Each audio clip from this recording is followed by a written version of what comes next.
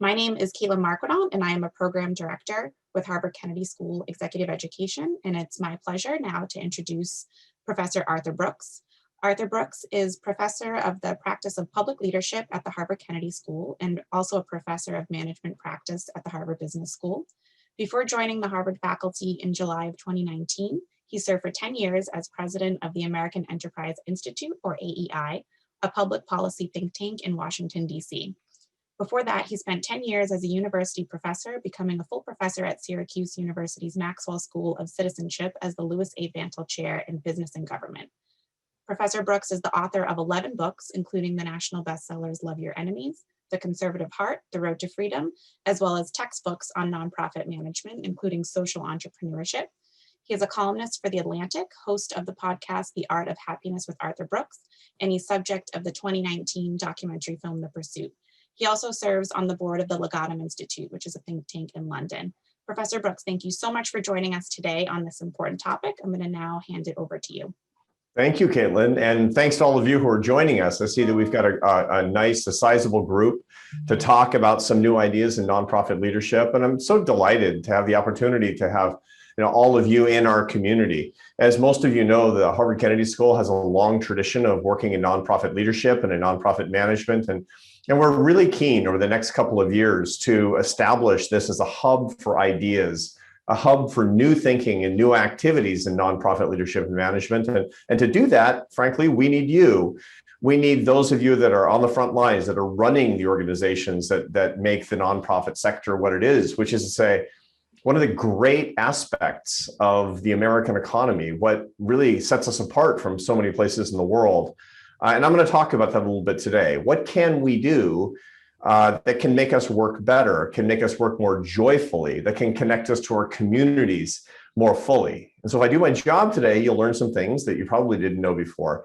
But I'm really hoping as well to inspire you to understand the role that you play is critically important for the fulfillment of all of our dreams and our aspirations and all the things that we're trying to do to make the world a better place, to lift people up and to bring them together. Now, as Caitlin told you, I have a work history that's partly academic and partly as a practitioner. I guess you'd say I'm a pracademic. Before I came to Harvard in 2019, I spent 11 years as president of a nonprofit think tank in Washington, D.C.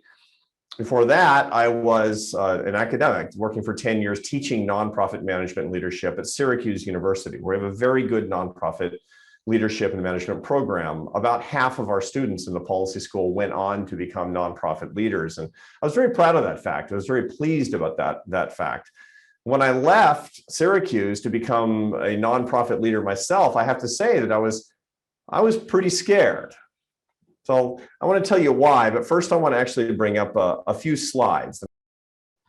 So when I went on to run a nonprofit for the first time, I have to say I felt a lot of fear because I had taught the ideas of leading a nonprofit. I had taught the ideas of raising significant amounts of money. I knew the literature, I'd participated, I'd seen the data, I'd worked with hundreds, thousands of nonprofit leaders, but I'd never done it. And I was quite frankly it was pretty daunting. I went to the American Enterprise Institute, a think tank in DC, and I had to raise $50 million a year. I had raised $0 in my life up until that point. Now, I think you can probably agree with me that was a very foolish decision on the part of the board of directors to appoint somebody who had no work experience doing the core function. But I was more worried not about failing. I was more worried that I was going to hate it, going to be bad at it. I thought, I don't know how to beg. I don't know how to ask people for money. Why would they give me money? And what I found was very quickly, within the first year, it was the part of my job I liked the most. I love fundraising. I love connecting people to the cause. And I'm going to tell you why. Actually, it was a mystery enough to me as a social scientist. I mean, that's my PhD is as a social scientist, a behavioralist, to actually examine why would I be having fun doing something like this? And I'm going to tell you what I came up with. And what I learned actually made me a better fundraiser, made me a more joyful person, and it made it possible for me, as I come to Harvard now, to teach it to my students in our degree programs, but also in our executive education programs as well. So I'm going to take about 30 minutes now and talk to you about some new ideas that may be surprising to you about this subject of raising money, of building community, and why it's not what people think. Now, here's my core proposition today. Those of you who run nonprofit organizations, especially those of you who have to do a lot of fundraising, you're working with philanthropists. That's them. That's the people with the money. Wrong. You are the philanthropist. Why? Because you are doing something so critical, so important. You're giving such a blessing to our society, and especially to the people who are supporting you, that in point of fact, their happiness and well-being depends on your willingness and ability to ask them for money. Don't believe it? Well, I'm going to try to convince you, because I'm totally convinced. And I'm going to do it with these following 4 points with one bonus. The first is the satisfaction principle. The second is how you can make people happy, beautiful, and rich. The third is bad math. 1 is greater than 10 million. The fourth is called the magic box. And finally, I'm going to tell you something that everybody's telling you all the time about fundraising. That's actually wrong. So let's get started. And by the way, all your questions I'm looking forward to, because half the session today, we're going to be talking to you and hearing what's on your mind. Let's start with the satisfaction principle. Now, I teach a course at the Harvard Business School called Leadership and Happiness. It's part of my remit, given the fact that I've done a lot of, as a behavioralist, I've done a lot of work on human happiness. And I teach this oversubscribed class in happiness at HBS. It's super fun. It's great. The students are very good and they like it a lot.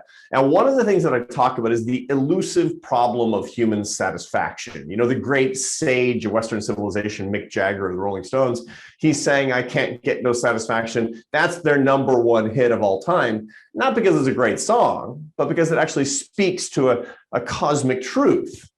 I look at the data on graduates of the Harvard Business School, for example, and I find that they're suffering from really low rates of human satisfaction about 10 years after they graduate. And you interview them, and one of the things that they'll often tell you is like, I got everything they promised, and I don't love it.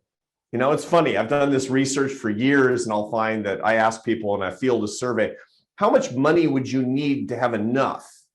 And the answer, it doesn't depend at all on how much money you have or how much money you make. The answer is 40% more than you currently have. The truth is that satisfaction is an elusive principle. Now, I'm not going to go into all of the social science reasons why. This is what I teach in my happiness class. But suffice it to say that there's a principle called homeostasis. It's a physiological principle, but a psychological one as well, where your emotions tend to reset very quickly. That makes satisfaction hard. Something good happens to you, and the day later, you're back to where you were in happiness. But really, the evocative principle is what psychologists call the hedonic treadmill. When you're out to try to buy your way to satisfaction and happiness by earning more, consuming more, buying more, you're on a little treadmill. See, we think that having more and spending more and getting more is going to bring us satisfaction. It's not true. It's not true, because actually your satisfaction is not a function of what you have. It's a function of what you have divided by what you want. And when your wants increase and your consumption blows up, you can tend to actually find that you have more and are less satisfied. It's a paradox. That's the hedonic treadmill. You're on a treadmill, you're running, run. You're not getting any place. And there's an evil little guy in the corner turning the treadmill up. And after a while, I've seen this with graduates of the business school, they start finding that they just become worried that they're going to fall behind. So how do I solve that problem in life? How can I solve that problem for other people?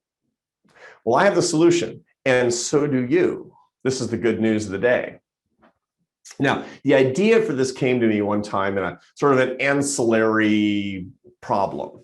I've been married for 30 years. My wife, Esther, and I, we got married in Barcelona, where she's from. And I remember 29 years ago, we were having a big knockdown, drag out argument about, ironically, how to celebrate our first wedding anniversary.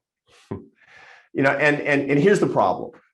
We were very poor at the time. We had, like there's tumbleweeds going through the checking account. There was just there's no money. We were both professional musicians in those days, and it was tough. And we're very different people. So she wanted to celebrate the first anniversary by, buying and borrowing and begging enough resources to go to the beach for 3 days.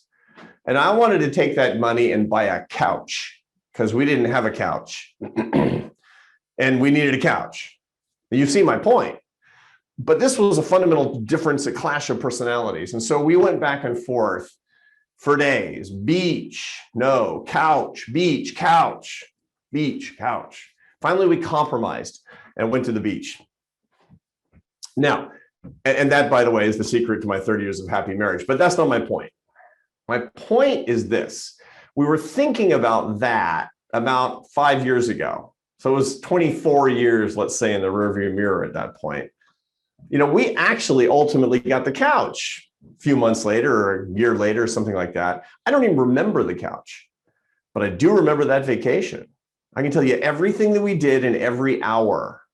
Why? Because I did it with a person I love, because it was an experience together. And we make a mistake of thinking that the stuff that you buy and consume and the way you use your money in buying things for yourself, that's permanent, but the experiences are evanescent. It's just the opposite in truth. And that led me on this, thinking about this, as a social scientist, that led me on this path of thinking, what are the other ways that I can get permanent satisfaction? Now, you can basically, when you have money, you can do 4 things with it. You can buy stuff. If you're rich, you can buy a boat or a plane or several houses. Second, you can buy time. You can actually figure out a way to hire people to do the things that you don't want. You can buy experiences like Esther and I did, going away to the beach, or you can give it to others. We have done research on the satisfaction that comes from all 4 of these uses of money. And guess what? The hedonic treadmill, homeostasis, the lack of satisfaction, it only comes from the first, from A. The other 3 bring lasting satisfaction. The other 3 bring joy. They bring happiness. They bring love. Okay, here's the key. In your lives, don't waste your resources and your time buying stuff. Do the other things with it. But if you want to serve your fellow sisters and brothers in the world, help them to do B, C, and D. And the thing that you can truly do as a nonprofit leader is take them to D. Take them to something that will give them enduring satisfaction, authentic happiness, real joy. That's in your hands. Satisfaction is in your hands. That's principle number 1. Principle number 2. Years ago, when I was teaching at Syracuse, I was writing a book about charitable giving. It was my main area of research. I was a philanthropy specialist, and I kept finding this weird thing in my data. Okay, so I do data analysis, relatively sophisticated statistical analysis. That's what I studied in graduate school, and I kept finding this weird evidence that when people gave money away, they got richer. Now that does not make sense. Nobody tells you when you're in graduate school studying economics that the way to get rich is by giving all your stuff away. That is the opposite of the intuitive truth. You got to acquire more and invest it prudently. But I kept finding the opposite. People would give their money away and they'd get richer subsequently. And it looked causal in my data. So I had a problem. I had theories that told me one thing, and I had data telling me something else. So I did what we academics always do, which is I threw away my data. I just basically put it in the drawer, but I couldn't get it out of my head. It was bothering me. So one day I was having lunch with a colleague, a psychologist who did work in the same field on charitable giving. I said, I got this weird data problem.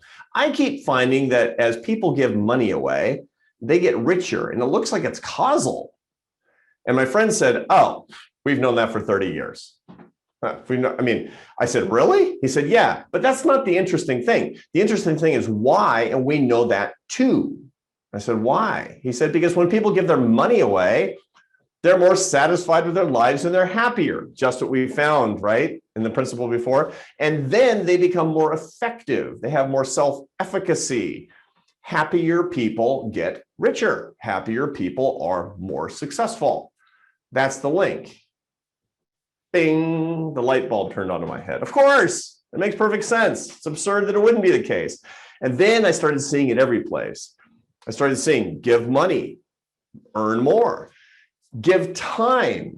I find that when people volunteer, they get a lot happier, as well as getting happier when they give their money away. I found this one beautiful study from University of Liverpool in England that shows that I love this, that the more you give, the more attractive physically you get. I promise it's true. Here's how it works. So you see on this slide here, it basically starts with these researchers, these psychologists. They call in a group of people, human subjects, participants in their experiment. And they're men. They're all men that they call in who are attached romantically. Some have been married for 50 years and some have been dating a woman for 6 months or whatever. But they bring the men in with their partners. Okay, and they give them this instruction. The first guy in the white lab coat, he says, easy experiment here. I'm going to give you a pocket full of change, bunch of coins, puts it in his pocket. You have to walk from this building down that path to a building over there. My colleague will be waiting for you there. And he's going to interview you and your partner. And then you get to keep the money and go home. Simple. Okay. So they walk out, couple by couple, down this little path, jingle, jingle, jingle, because their pocket is full of change. And there's a little alleyway between the buildings, it turns out. And as they get to the alleyway, a homeless man comes wandering out and panhandles the couple. Do you have any change? He does. The researcher put it in his pocket. Now, the man in the experiment doesn't know that the panhandler is associated with the researchers. He just knows that somebody's asking him for change and he has to make a decision. Do I give him change and how much? Okay, he makes a decision and they go their merry way to the next building, and the other psychologist in the white lab coat is waiting for him, and he says, did you see the homeless man? Did he ask you for money? He's like, yeah, he did. He said, did you give him money? How much? Then he turns to the wife and he says, how attractive do you find him right now? What is he doing? He's looking for the correlation between how generous the husband is and how much the wife likes him. And what do they find? The more you give, the more she likes you. So, guys, news you can use. But it's the same principle, isn't it? It's the same principle. You giving brings you benefits. My own analysis shows, my own statistical analysis shows that causally, if you have two people identical in every way, except that one gives $100 and one doesn't, the person who gave enjoys, as a result of the gift, $375 in higher income. That's a pretty good multiplier.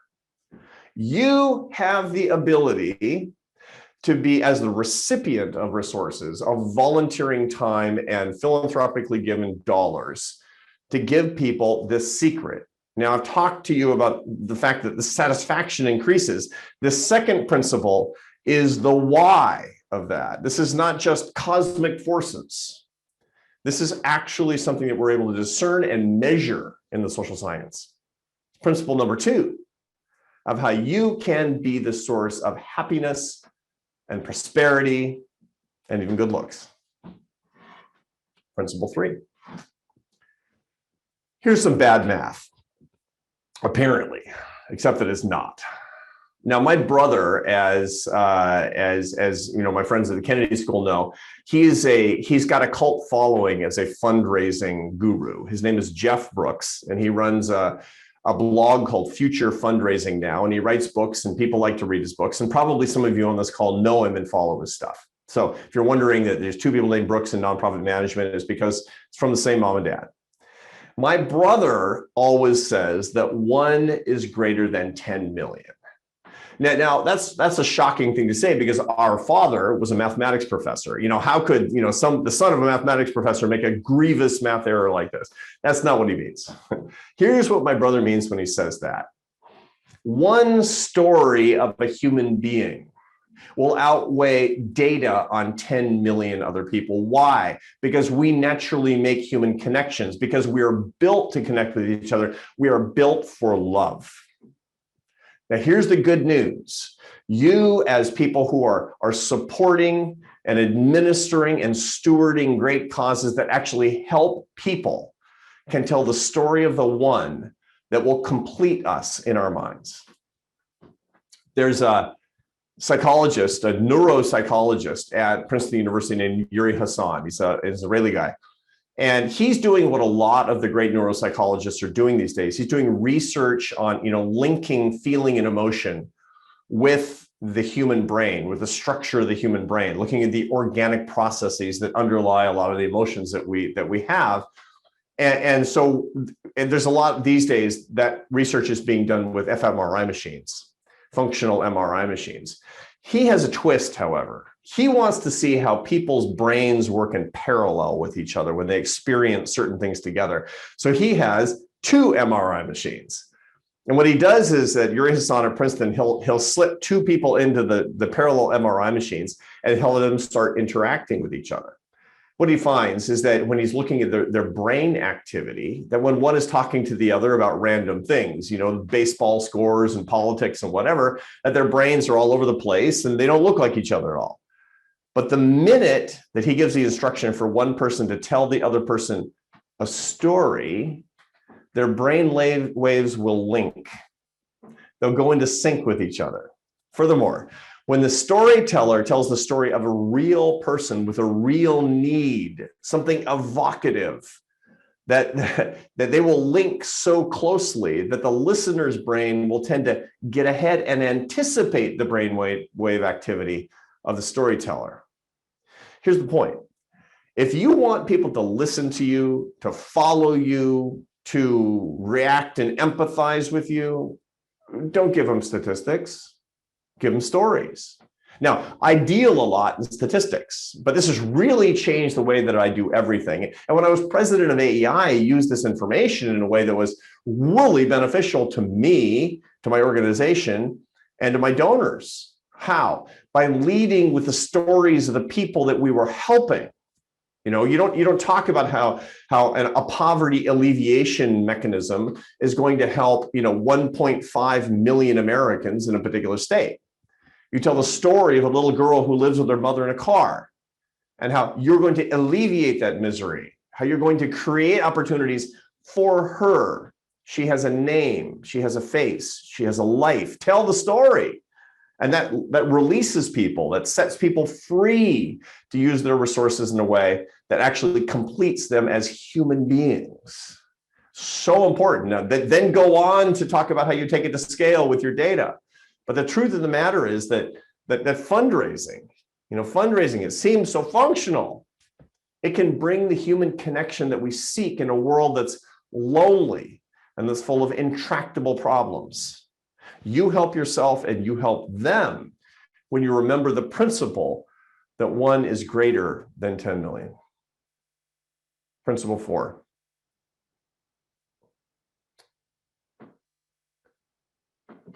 Which is the magic box.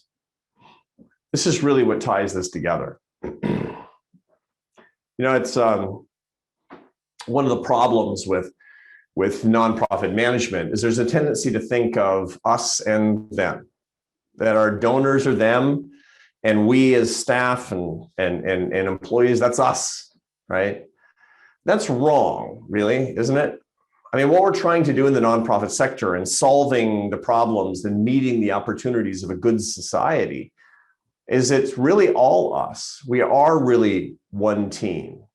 It took me a while to figure this out, but I realized that, when I needed advice as a chief executive of a nonprofit, I got my best advice not necessarily by trotting down the hall and talking to my staff. I got the best advice by calling my donors.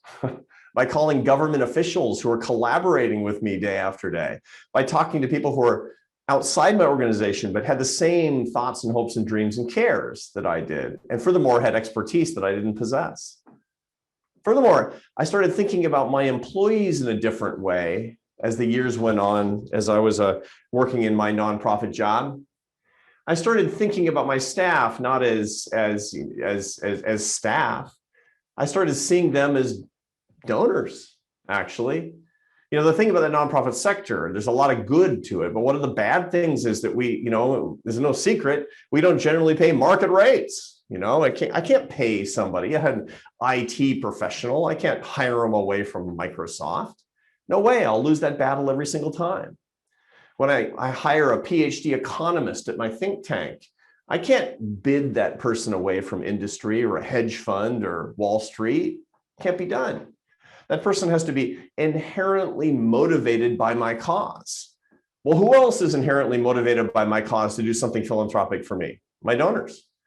What I realized was that my donors are also my scholars and staff, and my scholars and staff are also my donors. It's all one big team together.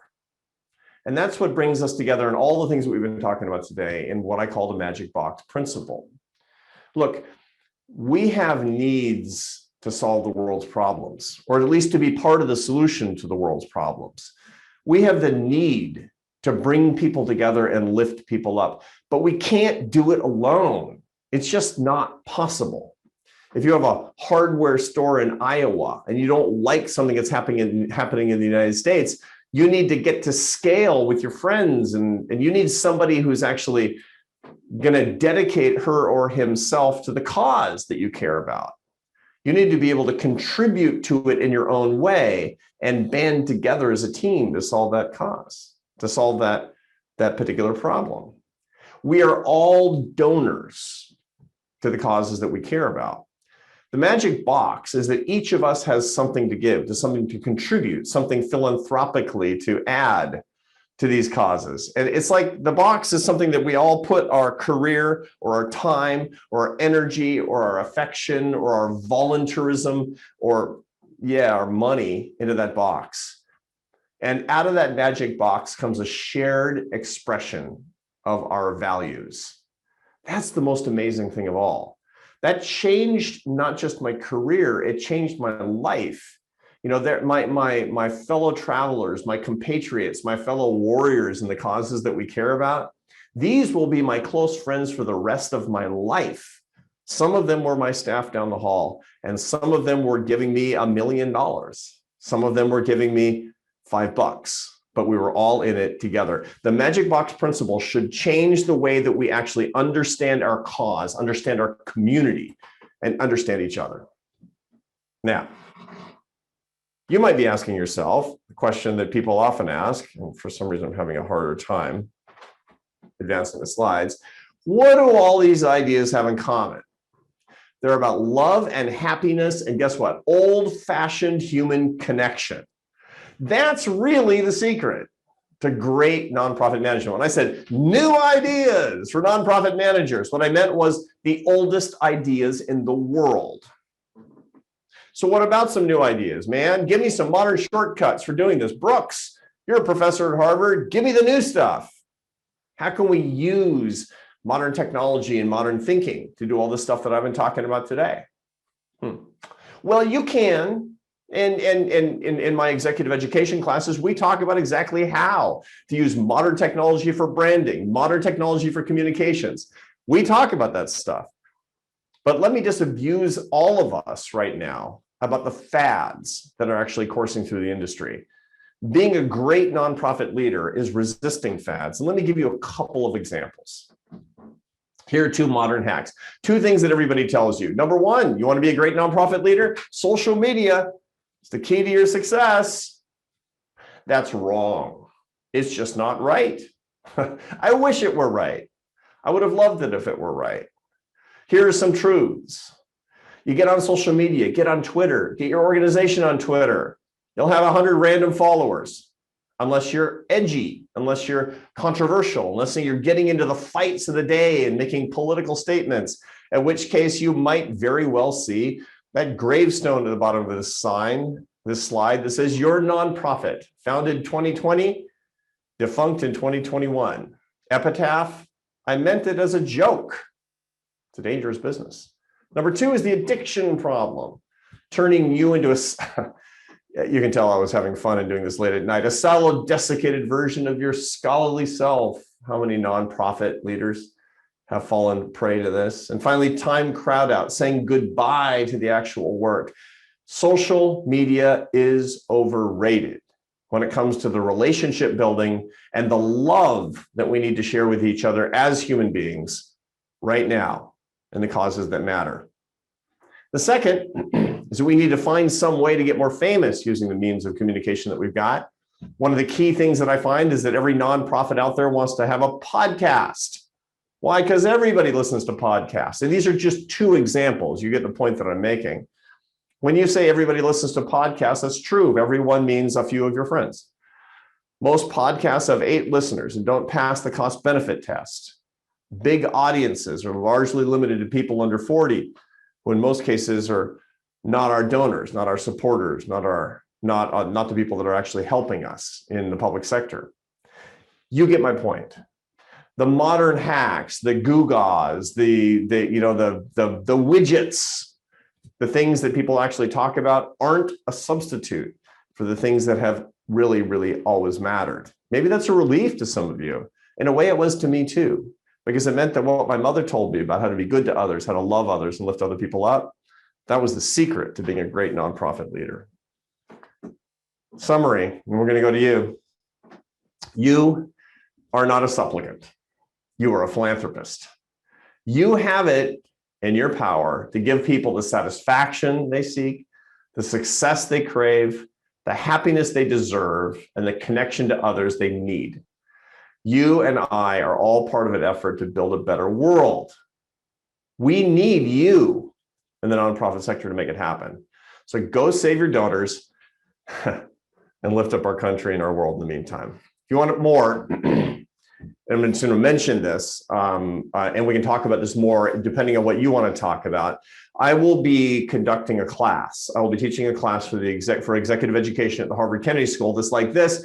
A lot of bread and butter stuff, a lot of basic things, a lot of cutting edge new management techniques, and a lot of things from the research that you'll find. That's called Nonprofit Management and Leadership Strategies for Organizational Success. It runs from March 22nd through May 7th. It'll have a lot of asynchronous activity, lots and lots of ways to watch on your own schedule, and an hour and a half a week that's synchronous with respect to discussion. We'll have a community. We'll understand these things together.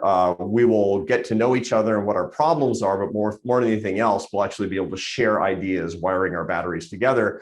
And I'll give you a lot of these ideas in much greater depth than what we've been able to do. It's all virtual and only part of it is synchronous. If you want to contact me, you've got something on your mind, love to hear from you. This is my email address. If you're more interested in some of the happiness things that I've talked about here, the prosperity, the life success, and the social science, I write about that every Thursday morning. I have a column today, just this morning came out about happiness lessons from His Holiness the Dalai Lama, who has been my co-collaborator and my co-author for a long time. It's called How to Build a Life at the Atlantic, or you can listen to my podcast, The Art of Happiness. Looking forward to hearing from you. I'm really looking forward to meeting some of you if you join me for the class, for the executive education class. And right now, I'm most excited because I'm going to turn it over to you and hear what's on your mind. So with that, I'm going to stop my slides and back to Caitlin. Thank you so much, Arthur. So we're going to move on to the Q&A session now. We're going to alternate between questions that you've put in the Q&A function as well as live questions. So if you would like to ask a question live, please raise your hand. And I will call on you by asking you to unmute yourself. Please do be ready because we anticipate a lot of questions. We may not get to everyone. So if you do not answer right away, we may move on. But we're going to start first with the question from the chat, Arthur. And the question is there a minimum threshold for the giveaway money get richer idea? Is this true for folks living in poverty? Yeah, so it's a really good question.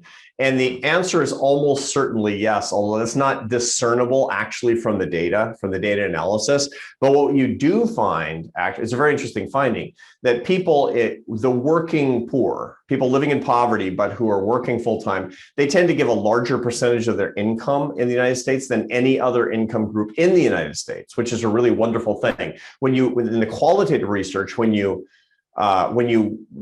interview them, they will typically say that it is one of the secrets to their success. They'll talk about the happiness that it actually brings. But and it's interesting because there are a lot of people in my own family who have been in poverty, and they will talk about this, about the importance of tithing, the importance of feeling like a change agent, like having some sense of efficacy. I'm not a victim, I'm a problem solver is what it comes down. So I would have to say that based on the data that I've seen, the interviews that I've conducted, my own personal experience, the answer is manifestly yes. Thank you. So next we're going to go to Salah. Salah, if you'd like to ask your question.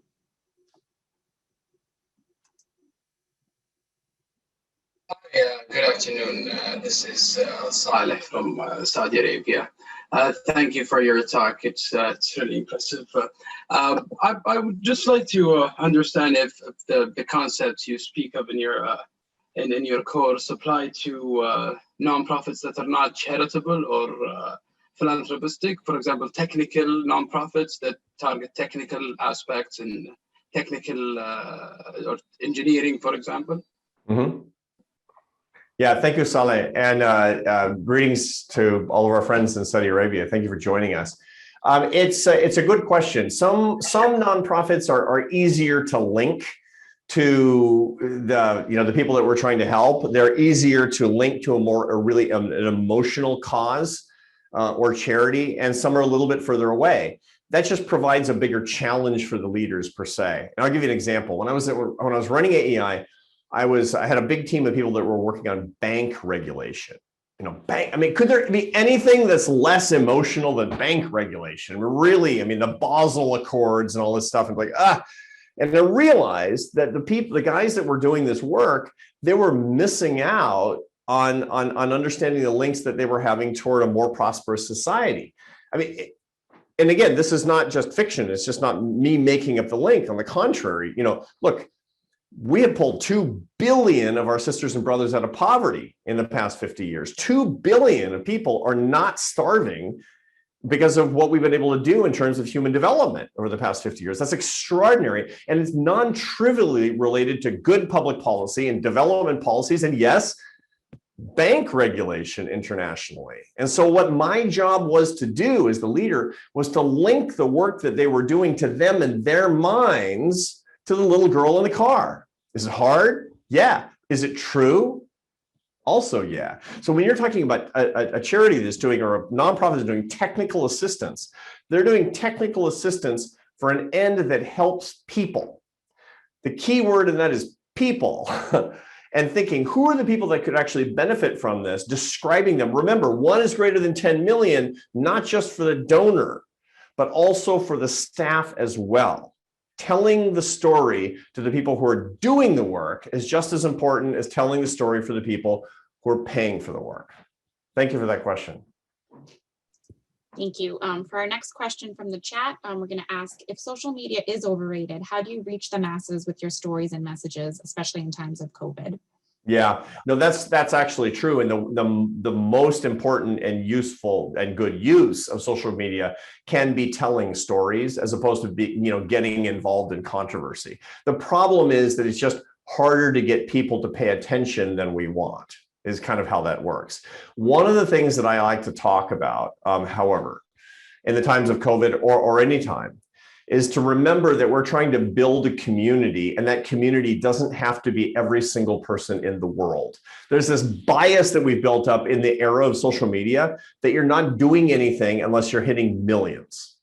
And it's actually not the way that we would have thought about it 30 years ago, because we couldn't hit millions 30 years ago. So we'd basically say, I really, really want to become better known in my community, for example, because I'm trying to help my community.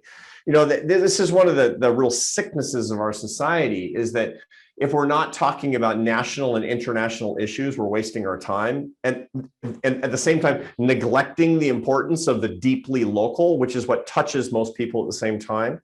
Let's remember what it means to actually communicate with not everybody in the world, but with the right people, with the people who are most effective, people who can get most involved. And so this is one of the things I like to move away from. When in COVID, life has actually gotten more local. So we as nonprofit people should use that truth and celebrate that truth and become more local as well. Thank you. Next, we're going to call on Migdalia to ask their question.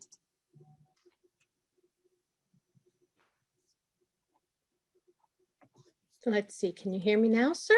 Sure can. Great. Oh, very good with La Virgen de la Guadalupe. Gracias. So my biggest, I don't know if it's an issue, but it's my demon is that my story and the mission of the foundation is so personal for me. And it's very recent. So that even then I think that maybe it's too emotional because I can literally get to tears in 2 seconds flat. Is that a hindrance? So the storytelling isn't the issue, it's the maybe too much emotions.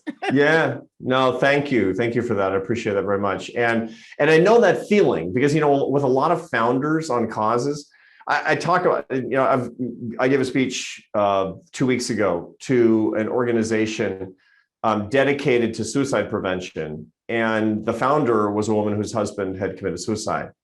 And that's close, right? When we talk about the importance of that mission and the story that motivated the charity per se, I mean, that's tough stuff, right? And so at what point do you have diminishing returns from the intense personalization of that? And you really can. And part of it is just because it can become emotionally exhausting for people who are involved in it. It also becomes less about the community and less about the cause and more about the founder.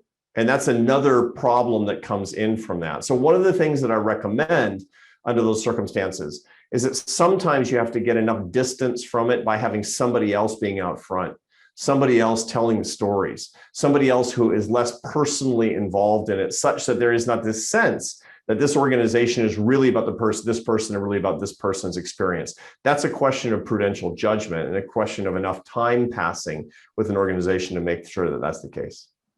Thank you, because that's exactly what I did, because I was getting a little too emotional, so I separated myself from it. And Good that for you. has helped, but I just wanted to make sure it was. Yeah, you did the right thing and I admire it. Thank you.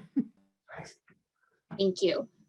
Next, a question from the chat is, I believe in the human connection, but how do you connect if you are not sitting at the table? Traditionally, there are social circles that are hard to break through, mainly circles of white men that generally only identify and accept to talk with other white men. So one of the problems that we have in the nonprofit sector in general, or for that matter, any groups in society, is that we have a tendency to have sort of in groups and out groups.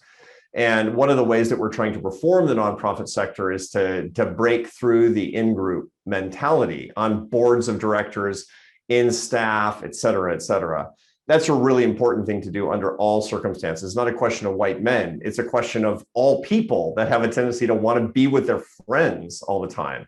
So that's one of the reasons that I talk about, and one of the things that we talk about in the executive education class is how to cultivate more diversity in organizations, more diversity among donors, and especially more diversity among boards of directors. And there are ways to do it that are gentle, that are nonviolent, that are non-confrontational. They all come down to helping organizations understand that diversity is an incredible source of strength, especially on boards, which are in the nonprofit sector in the United States. Those are the organizations, or that's the group of people that's guiding the nonprofit in the first place, at least legally guiding the nonprofit organization. So it's just helping people understand that actually comes from benefits, as opposed to simply trying to get a crowbar out and, you know, leveraging it into an organization, which can do a lot of harm in the meantime to a great cause. There, we're going to move on to Bradley. Bradley, would you like to ask your question? Hi, Mr. Brooks. Can you hear me? Sure can. Okay, thanks. Hi, I'm Bradley. I'm from Atlanta. My family and I started a nonprofit helping organ transplant patients after my younger brother needed a heart transplant and didn't receive one in time. So we built this thing into a fantastic, from the grassroots. We didn't start with a single penny, but we're moving into a $15 million capital campaign to go build a facility for these people in Atlanta. My question is, we've hired a firm here to do a feasibility study, and put together the package to go raise this money. What's your opinion on hiring outside firms to do this kind of work? Because we're going from a $200,000 a year nonprofit into this multi-million-dollar thing. I appreciate that that question a lot. Thank you, by the way, for your work. It's incredible. It's obviously an incredibly important cause, and it sounds like you've met with a lot of success, and that's great. That means people are going to live. That means people are going to survive because of you. Sure. So that's great. So when it comes to feasibility studies or business planning or strategy or rebranding, the truth of the matter is that there's almost never, with small nonprofits, enough expertise in-house to do it. I teach that we will in the class, and we have in my degree classes, we teach the basics of those things. But the truth is that there comes a time occasionally where you need to subcontract out these key functions. The problem is that there's highly non-uniform quality among the vendors, among the for-profit people that are offering their services to do so. So the key thing that I would recommend that everybody do when you're subcontracting out something that's critical for the mission of the organization and the future prosperity of the organization is to make sure that these are organizations that have a track record of success in your community. This is really super critical. I mean, if you get, you're in Atlanta, I know the Atlanta nonprofit community really well because I taught at Georgia State for a while, and so actually my middle son was born in Piedmont Hospital, of all things. And what you find is that you'll find a group in Boston or Philadelphia or LA that says, "Oh, I can solve all your problems." They don't know anybody. They don't know the peculiarities. I mean, there's every nonprofit community has got its weirdnesses to it. I'll give you a case in point. People will come in and talk about how to really build the arts community in Atlanta.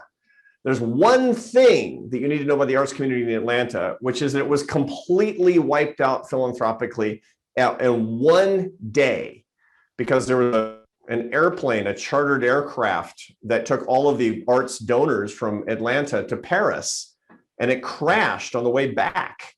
And it wiped out an entire generation of arts donors in Atlanta. And it really stunted it stunted the development of arts philanthropy in Atlanta.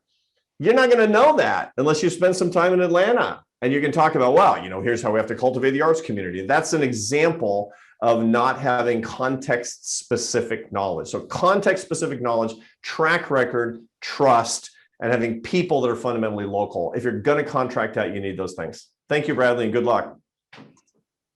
Thank you, Arthur. We have a few questions here, people wondering about the attractiveness factor that you mentioned earlier, if there's any data on whether it had been flipped and turned around to research for attractiveness of women. Yeah. Well. Yeah, no, I mean, that's such a weird study. I kind of put it in there for the entertainment value, but the bottom line is basically people find you a more attractive person. You can confuse that with physical attractiveness, but people will find you a more attractive person if you're a giving person. And we do know that in the case of gender reversal as well. So we'll find that men find women who are giving and kind to other people to be more attractive than women who are not. And so it's the same principle. So I would be shocked if that experiment didn't work in the other direction, but they didn't run it that way. Thank you. Next, we're going to go to Erica to ask her question. Hi, great Hi. presentation. You know what? It's really interesting because I founded Haven Neighborhood Services 10 years ago in LA. I'm an immigrant from Mexico, but when I focus on our mission, I don't say my mission, our mission, because I got a lot of people involved. Yeah. But we focus a lot on doing direct services to financially empower communities. I'm also part of the AEI. I'm a chair of one of their Alliance for Economic Inclusion working group. It was very hard to navigate the nonprofit as a Latina immigrant, primarily Spanish speaking, English my second language, so forward. But so what we did, we focused a lot on our mission and direct services that we neglected, and I neglected fundraising. I neglected looking good on social media, looking good on all these things. So we focus on just working with our clients and making a change, making a difference in each individual that we touched. But I got a lot of criticism for that I wasn't focused on really on going, on really looking good and paper, like all this other nonprofits that I hate to point this out, but they look wonderfully in papers, beautiful charts, but I don't see their work. But so going to your point of working on single stories, we have tons of single stories, and then my new board focused a lot on social media and beautiful website and beautiful graphs and beautiful charts. But I'm kind of thinking what you just said right now, like it really, that's not what I created Haven to just be beautiful, but at the same time I have to go after money to be able to grow the organization, because now people would know more of us, so they require more people requiring our services. So it is like, I'm like, I have to, I guess, participate in more of your classes to be able to really learn more, because I know what to do to help our clients, but also I need to focus on growing the organization. Yeah, that's right. And this is really a question of balance. And that is one of the things that we talk about. We talk about branding because, like it or not, you have a brand. I mean, that brand, you have to cultivate that brand. And you have to use that brand to the max, because that's actually one of the tools at your disposal. I mean, I think about the greatest brands in the nonprofit sector. Harvard University. Harvard University, it just opens every door. The Salvation Army, TED. I mean, these are nonprofit brands that are absolute premium brands. And the truth is that, the Livestrong Foundation was this premium brand until it kind of came crashing down, or at least partially so. This is pretty interesting how we can take information from these things and we can leverage it. That doesn't mean you have to spend all of your time on brand building. It certainly doesn't mean you have to become all sizzle and no steak, but there are certain things that you can do relatively easily without getting sucked into the social media vortex that will establish the brand, that will cultivate the brand and create some greater brand awareness. It's also one thing that I think it's important to keep in mind is that the modern nonprofit leader, there's a tendency among many that are highly managerially focused to say, I'm going to keep my nose to the grindstone, and I am not going to be, out front becoming a celebrity. The truth of the matter is that the CEO, the nonprofit, the executive director, the president of the organization is the principal storyteller. I mean, we talked about this just a second ago, but this is who people want to hear from. It's like, so tell me, why are you giving your life to this cause? Why are you doing that? It's funny. It's like, I'm so excited because I get to do this thing today to all of you, right? Well, I'm the front man for the executive education class that we're cultivating for the Kennedy School. But more importantly, I want to talk about why I am excited every single day to get up and think about philanthropy and think about fundraising and thinking about nonprofit leadership. And so a big part of brand development cultivation is getting out in the community and talking in front of people all the time to tell these stories. You've got great stories to tell. You've saved people, you've saved them, and telling their particular stories and letting people enjoy that and enjoying it along with you. That's a big part of how the brand works too. Thank you for that. Thank you. Thank you, Arthur. So we have time for one last question. So we're going to take a question from the chat, and it is, how do we talk about these ideas to competitive, money-minded, capitalistic donors? So money-minded, capitalistic donors are humans. It's a little known fact that they care about many of the same things that we do. Now, people will consider themselves, many of our donors that are wealthy, for example, and wealthy in financial industries and in business, they'll think of themselves as real hard-nosed types, holding us to especially high standards and such. And I think we should be grateful for that, actually. I mean, we need all different kinds of people that have different charisms, that have different gifts, that bring different exigencies and even demands to the table, because that's what really can make us all better. But the key thing to keep in mind is that we need to help them too. We need to deliver them too. And if they're a pain because they're saying they're making these points that we're not quite as familiar with or not quite as comfortable with, or we just don't agree with as nonprofit people, which is to say nonprofit, that doesn't mean we don't earn a profit. It just means we don't distribute the profit among the owners of the organizations, which means we don't get wealthy. But because our values may be a little bit different with respect to the way that we've designed our careers and our lives, doesn't mean that we can't love them and learn from them, and they can't love us and learn from us in the same way. So the key thing is actually be more open to more ideas, less dogmatic about the things that have actually tried to pour us into our nonprofit spaces, and all prosper together.